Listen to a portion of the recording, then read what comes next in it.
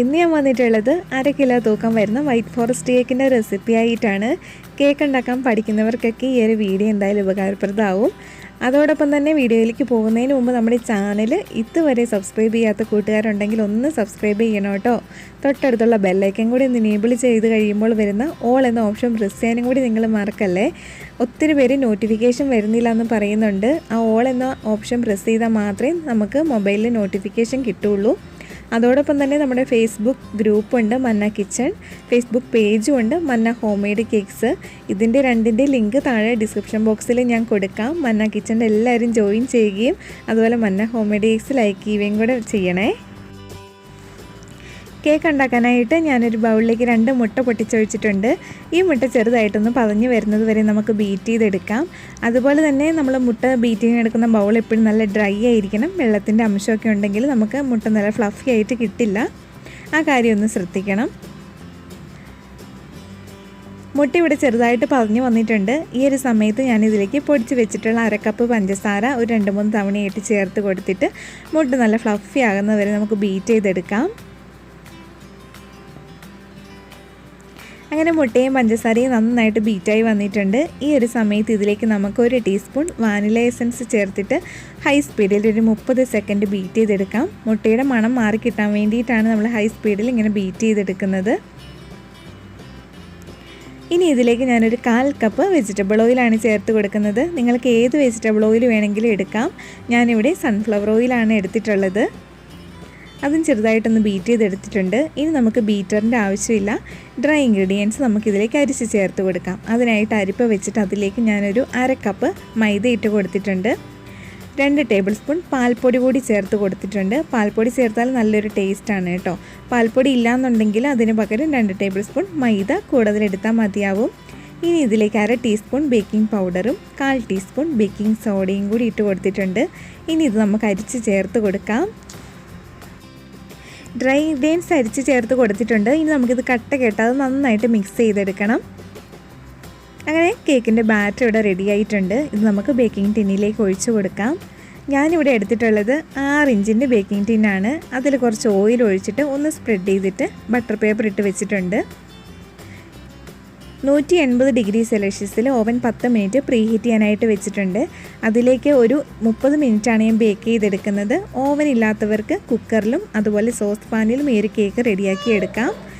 Air bubbles ഉണ്ടെങ്കിൽ പോകാൻ വേണ്ടിയിട്ട് ബേക്കിംഗ് ടിന്നൊന്ന് ടാപ്പ് കൂടി ചെയ്ത് കൊടുക്കണം. അങ്ങനെ നമ്മുടെ വൈറ്റ് ഫോറസ്റ്റ് കേക്കിന് ആവശ്യമായിട്ടുള്ള സ്പോഞ്ച് കേക്ക് ഇവിടെ റെഡി ആയിട്ടുണ്ട്. കേക്ക് ഒന്ന് തണുത്ത് വന്നതിന് ശേഷം നമുക്ക് കട്ട് ചെയ്തെടുക്കാം. അങ്ങനെ കേക്ക് ഇവിടെ തണുത്ത് വന്നിട്ടുണ്ട്. നല്ല സോഫ്റ്റ് ആൻഡ് സ്പോഞ്ചി കേക്കാണ്. ഇനി ഇത് നമുക്ക് ഒരു 3 ലെയറായിട്ട് കട്ട് ചെയ്തെടുക്കാം. നിങ്ങൾക്ക് ഇഷ്ടമുള്ള രീതിയിൽ എളുപ്പം ഏതാണെന്ന് വെച്ചാൽ അങ്ങനെ കട്ട് ചെയ്താൽ മതി. കത്തി വെച്ചിട്ടാണെങ്കിൽ അങ്ങനെ, വേറെ ഏതെങ്കിലും കട്ടർ ഉണ്ടെങ്കിൽ അങ്ങനെ ചെയ്യാം കേട്ടോ. ഞാനിപ്പോൾ ഈ ഒരു കട്ടർ വെച്ചിട്ടാണ് കട്ട് ചെയ്തെടുക്കുന്നത്. ഇതാകുമ്പോൾ നമുക്ക് ഹൈറ്റൊക്കെ ഒരുപോലെ അഡ്ജസ്റ്റ് ചെയ്തിട്ട് കട്ട് ചെയ്തെടുക്കാനായിട്ട് പറ്റും.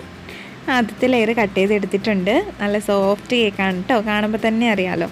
നമുക്ക് ബാക്കി 2 ലെയറും കൂടി കട്ട് ചെയ്തെടുക്കാം. അങ്ങനെ ഇവിടെ കട്ട് ചെയ്തെടുത്തിട്ടുണ്ട്. ഇനി നമുക്ക് ഫ്രിഡ്ജിൽ വെച്ചിട്ട് തണുപ്പിച്ചെടുത്തിട്ടുള്ള ബൗളിലേക്ക് ഒരു 3/4 കപ്പ് വിപ്പിംഗ് ക്രീം ഒഴിച്ച് കൊടുക്കാം. വിപ്പിംഗ് ക്രീം ബീറ്റ് ചെയ്യാൻ എടുക്കുന്ന ബൗളും അതുപോലെ ബീറ്ററിൻ്റെ ബ്ലേഡ്സും ഫ്രിഡ്ജിൽ വെച്ചിട്ട് നന്നായിട്ട് തണുപ്പിച്ചിട്ട് വേണം ബീറ്റ് ചെയ്തെടുക്കാനായിട്ട്. ഇനി ഞാനിതിലേക്ക് പഞ്ചസാര ചേർത്ത് കൊടുക്കുന്നില്ല. ഞാൻ റിച്ചിൻ്റെ വിപ്പിംഗ് ക്രീമാണ് എടുത്തിട്ടുള്ളത്. ക്രീമിന് നല്ല മധുരം ഉള്ളത് കൊണ്ട് തന്നെ പഞ്ചസാര ഞാൻ ചേർത്ത് കൊടുക്കുന്നില്ല. നിങ്ങൾ എടുക്കുന്ന വിപ്പിംഗ് ക്രീമിൻ്റെ മധുരത്തിനനുസരിച്ച് വേണം പഞ്ചസാര ചേർത്ത് കൊടുക്കാനായിട്ട്. ഇനി ഈ ക്രീം നല്ല സ്റ്റിഫ് പീക്ക് ആകുന്നത് വരെ നമുക്ക് ബീറ്റ് ചെയ്തെടുക്കാം.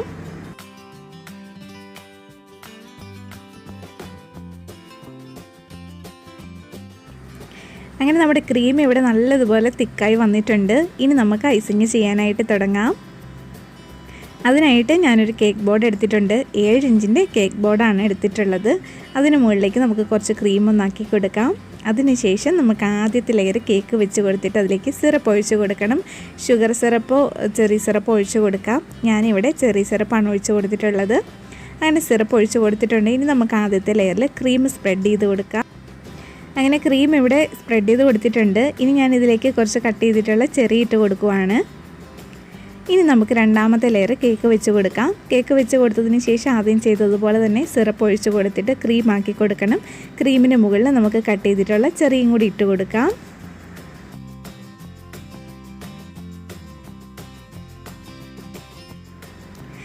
അങ്ങനെ രണ്ടാമത്തെ ലെയറിലും ചെറി ഇട്ട് കൊടുത്തിട്ടുണ്ട്. ഇനി നമുക്ക് മൂന്നാമത്തെ ലെയർ കേക്ക് വെച്ചതിന് ശേഷം സിറപ്പ് ഒഴിച്ച് കൊടുത്തിട്ട് ക്രീം വെച്ചിട്ട് കേക്ക് ഫുള്ളായിട്ടും കവർ ചെയ്തെടുക്കാം.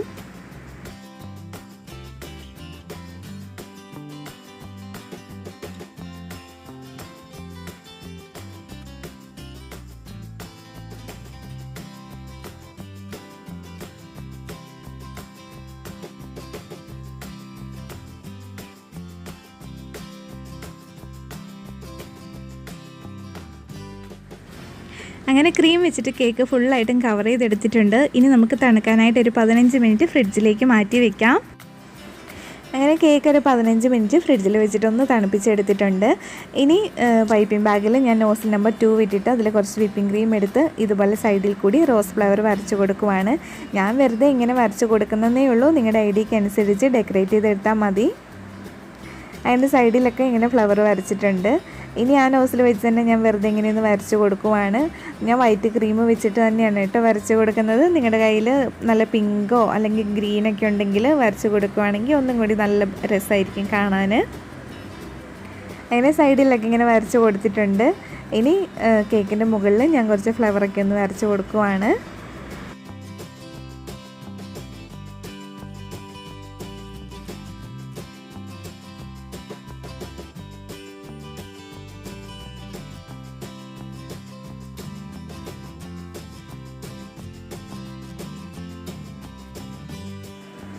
അങ്ങനെ കേക്കിൽ ഫ്ലേവറൊക്കെ വരച്ച് കൊടുത്തിട്ടുണ്ട്. ഇനി ഫ്ലേവറിന് മുകളിൽ ഞാൻ കുറച്ച് ഷുഗർ സ്പ്രിങ്കിൾസ് ഒന്ന് വെച്ച് കൊടുക്കുവാണ്. ഫ്ലേവറിന് മുകളിലായിട്ട് 2-3 ചെറിയും വെച്ച് കൊടുത്തിട്ടുണ്ട്. സൈഡിലുള്ള ഫ്ലേവറിലും ചെറി വെച്ചിട്ടുണ്ട് കേട്ടോ. നമുക്ക് ബാക്കിയുള്ള സ്പേസിൽ വൈറ്റ് ചോക്ലേറ്റ് ഗ്രേറ്റ് ചെയ്തത് ഇട്ട് കൊടുക്കാം. ഇനി നമുക്ക് കേക്ക് ഒരു 2 മണിക്കൂർ ഫ്രിഡ്ജിൽ വെച്ച് തണുപ്പിച്ചതിന് ശേഷം കട്ട് ചെയ്യാം. അങ്ങനെ ഫ്രിഡ്ജിൽ നിന്ന് 2 മണിക്കൂർ കഴിഞ്ഞ് പുറത്തെടുത്തിട്ടുണ്ട്. നല്ല സോഫ്റ്റ് ആൻഡ് ടേസ്റ്റി കേക്കാണ്. എല്ലാവരും ട്രൈ ചെയ്ത് നോക്കണം. ഫീഡ്ബാക്കൊക്കെ അറിയിക്കാനും മറക്കരുത്. അതോടൊപ്പം നമ്മുടെ പ്രീവിയസ് വീഡിയോസ് കാണാനും ഈ വീഡിയോ ഇഷ്ടമായി ലൈക്ക് ചെയ്യാനും ഷെയർ ചെയ്യാനും കൂടി മറക്കരുത് കേട്ടോ. വേറൊരു റെസിപ്പി ആയിട്ട് നമുക്ക് വീണ്ടും കാണാം. Thank you for watching.